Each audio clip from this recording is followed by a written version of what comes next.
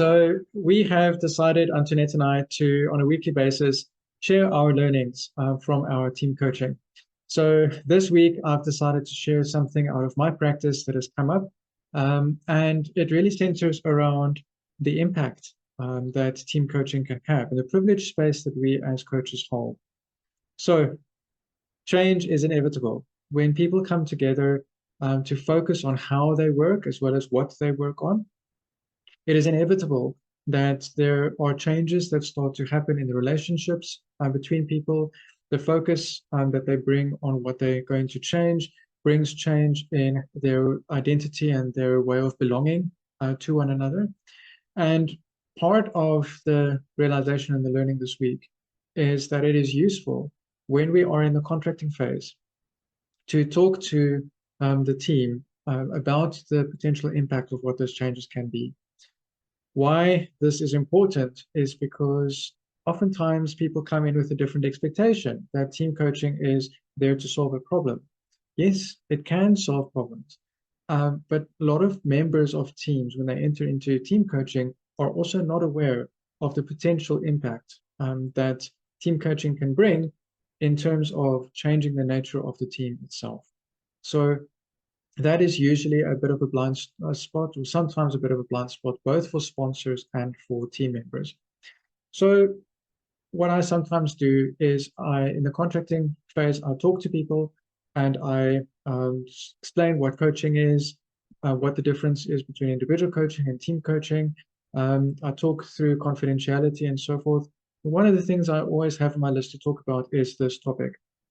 So in doing this, I make explicit to people that sometimes during the coaching program, people leave. Sometimes during the coaching program, you may find a drastic dip in productivity. You can expect that communication may change. You may expect that people may get into conflict. You may expect that people may want to bow out of the process. And that is normal. It's part of the change process. And that's why it's also important for us to create an alliance. How do we want to be when this happens? So in a coaching engagement, what's interesting is part of a model that we use as systemic coaches is to reveal the system to itself.